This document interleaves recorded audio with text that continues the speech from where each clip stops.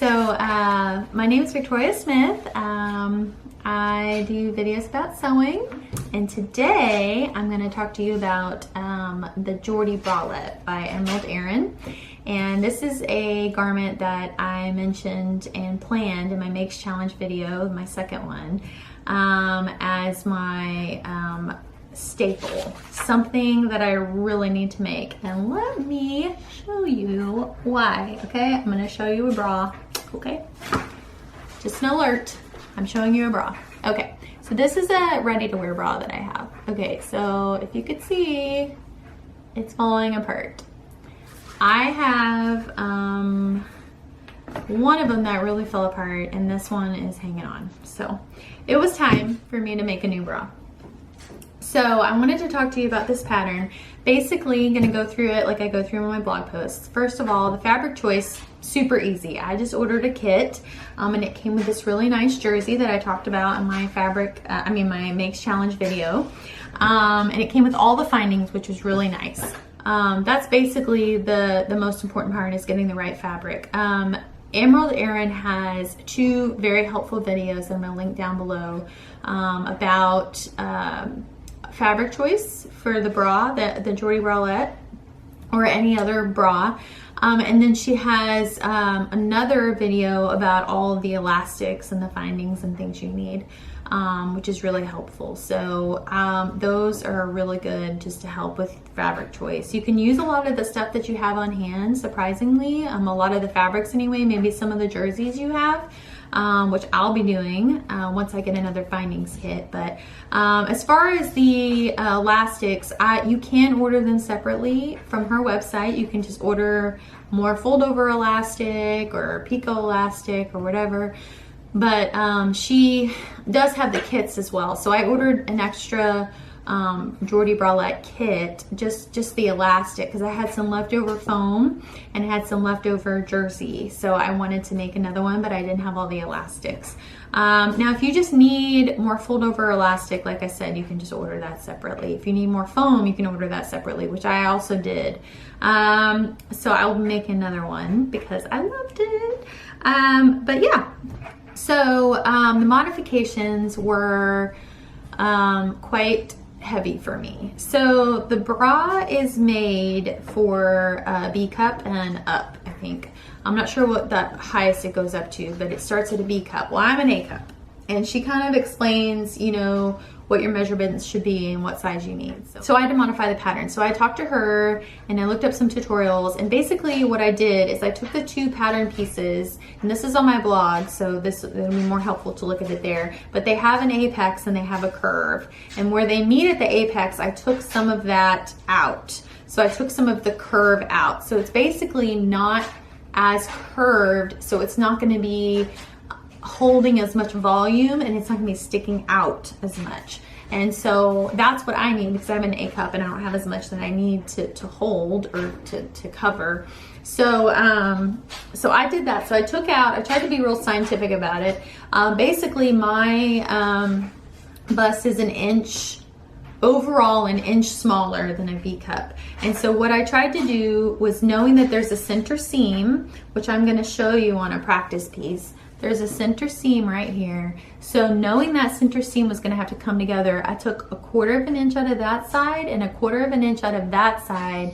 And then when they go together, they're subtracting 1/2 an inch total out of the curve. And then the other side is also subtracting 1/2 an inch total. And so that's a whole inch all the way around. So that helped my cup volume tremendously. And I will post a picture of how I kind of changed the curve. So I made that bra, and these are the pieces.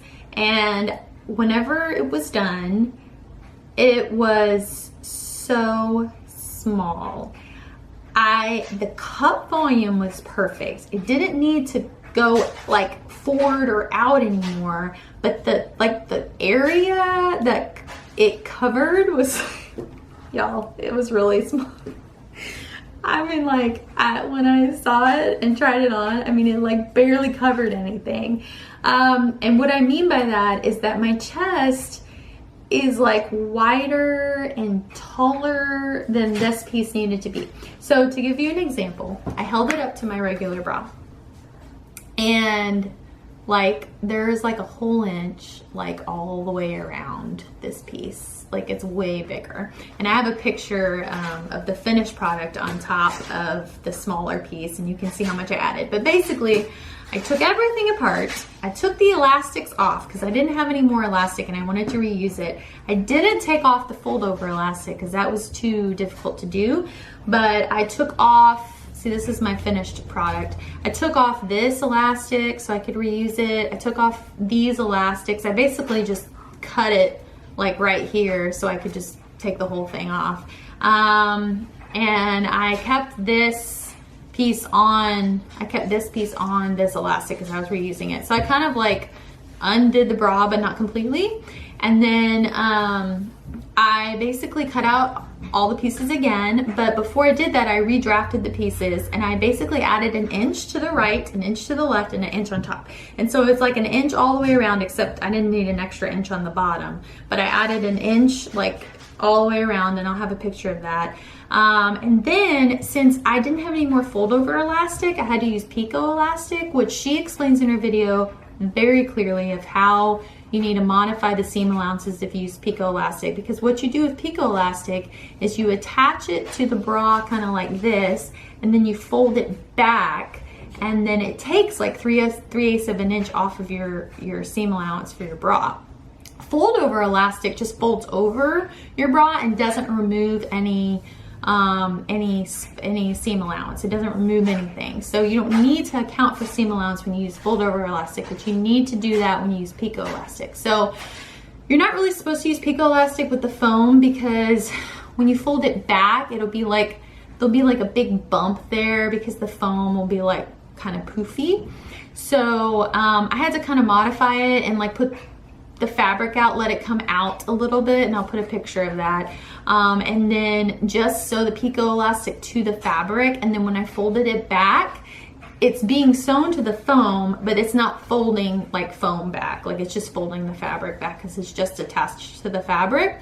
But the second time around, I'm attaching it to the foam, so it's good and it's attached. So anyways, this is my completed bra. It's a little bit messy because I had to pick out everything. You're not really meant to like sew this a ton and then pick everything out and then sew it again, but I wanted to see if I could get it to fit, and so it totally fits. It feels really good. My only thing that I have a complaint about is the inside looks a little messy, but this was kind of my practice. So, but this part where you fold over the elastic and you have a little piece sticking up and you pass it through this ring and you fold it down, the piece that was like, you cut the excess. That little piece was kind of sticking into me and bothering me just on one side. And I think it was just a little too long, so I cut it like a lot closer, and I don't think it's gonna bother me now. But I guess if it still did, I could just hand sew a little piece of fabric there, like a little piece of jersey, and cover that, and that would be a good fix, or an easy fix. So, so I kind of covered like the whole pattern. I didn't really go through my blog as much as I would have liked, because my blog is very structured. But if you go to my blog, you'll see I'm going to go through fabric choice, modifications, pattern layout and cutting, marking, pattern construction, and pattern fit. But I basically just explained to you the whole bra experience all at one time because it kind of all goes together. But basically, I already talked about fabric choice, modifications. I already talked about I modified it twice, and the second time around I made the area bigger. Now when I did that, it did not give me any more cup volume, because I don't need that. And because the cup volume, if I understand it correctly, comes mostly from where these two pieces meet at the apex. The more curvy they are, the more they're gonna like point out and have room for a B cup or C cup or D cup or whatever. But mine were basically flat. It was like I was sewing two sorry. So sewing two pieces of fabric like just flat together.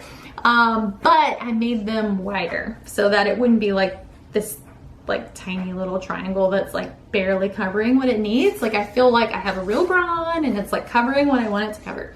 So And I'll probably wear like, make like a tan one or like light pink so I can wear it under a shirt. The only thing about this bra is if you really tight shirt, you probably will see the seam. So it's not the best bra for that kind of shirt. But other than that, it goes under almost everything I have. I didn't talk that much about the construction and, you know, all the different kinds of elastics because her videos are like, I can't even do them justice. They're so good. So please go to her channel and you will learn so much about the whole process, about making it, all the different kinds of Jordy Bralettes. She has a fabric Jordy Bralette and a lace overlay Jordy Bralette. It's really pretty. And then the foam one, which is like more casual, which is the one I made, that I really like. And that's about it. Yeah, and then I just used like a typical, like I just picked a zigzag stitch that looked good for most of them. She doesn't really say what to use, but you can just kind of eyeball it and just make sure it's staying and it's working well. I didn't talk about the stitch, so I wanted to mention that. But that's it. So I hope you enjoyed this video. Please refer to my blog. I'm gonna make one more bra whenever the bindings kit comes in, and then if I finish it before I release this video, I'll put it on my blog. So and just let me know if you have any questions. Leave a comment down below, and you can just say hi if you want to as well. Please subscribe if you like this video. I'm going to be talking about more of my makes, and I have some other random videos coming up. And hit the notification bell if you want to be notified when I have another video. And that's it. So thanks for watching. Bye! That I struggled with. Oh, I'm just videoing. What are you doing? What is that? Don't put that in here. All right, she's trying to scare me with a spider.